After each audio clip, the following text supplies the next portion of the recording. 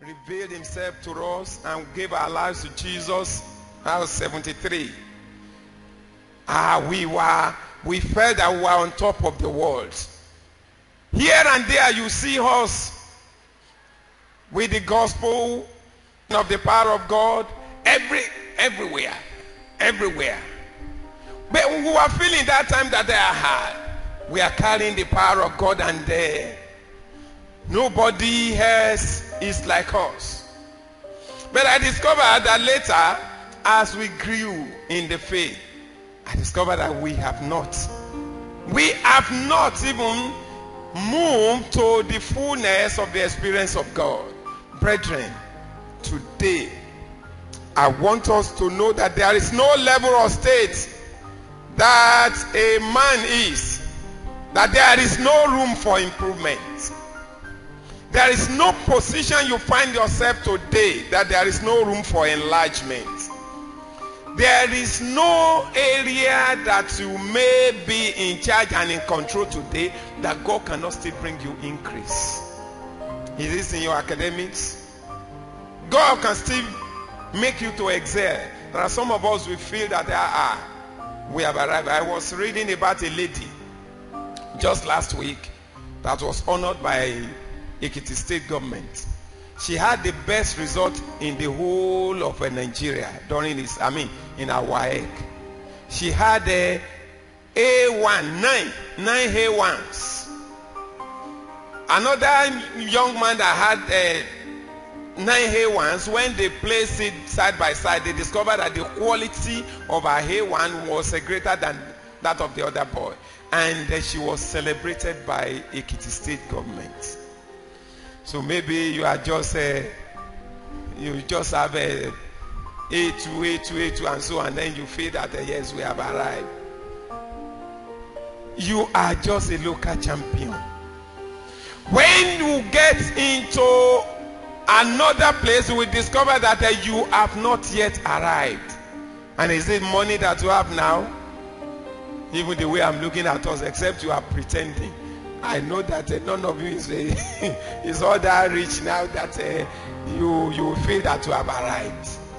Or is it knowledge? Is it achievements? There is still room for improvement. God told Joshua in Joshua chapter 13 verse 1.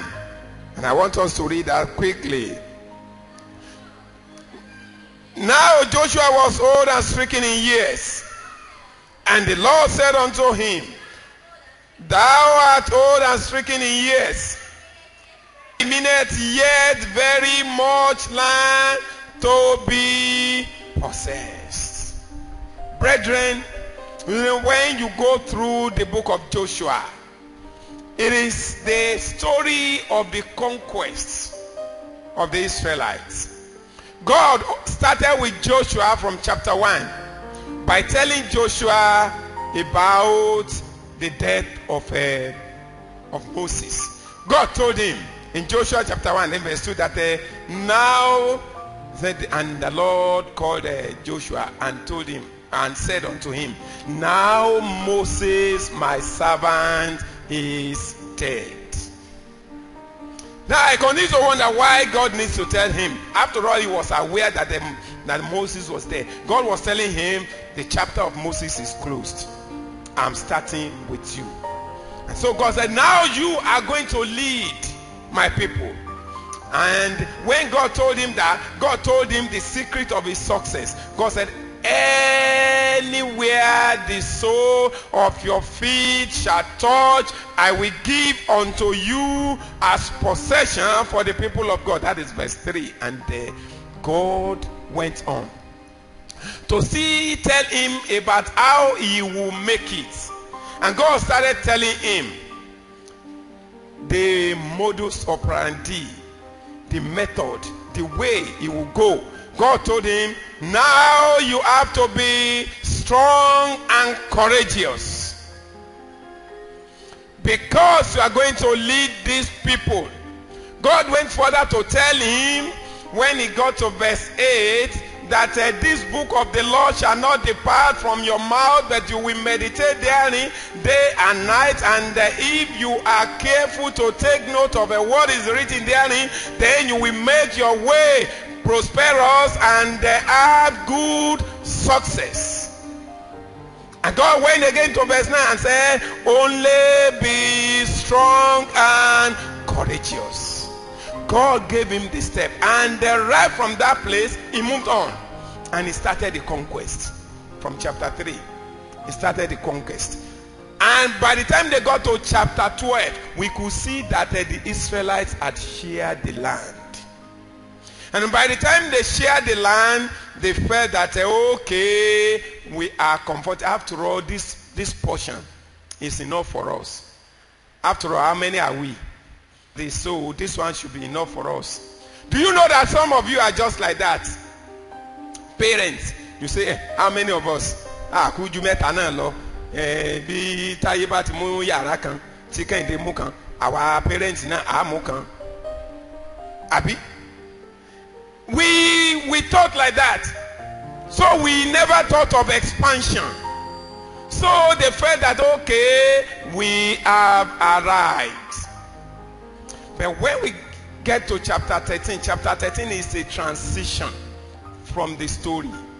God now saw that the Israelites were feeling complacent. They are feeling that we have arrived. They are feeling that okay, we have accomplished all that we need to accomplish. At least every one of us has shared the land. The 2 and a half tribes are in the other side and they are comfortable. The rest of us now here, we are also comfortable. So we are all right. But God told Joshua that even though you are old, even though you are stricken in age, you still have much more to do. You still have more land to conquer. Never you say that you have arrived. Never you say that you have possessed everything. And God started listing. Say, look at it.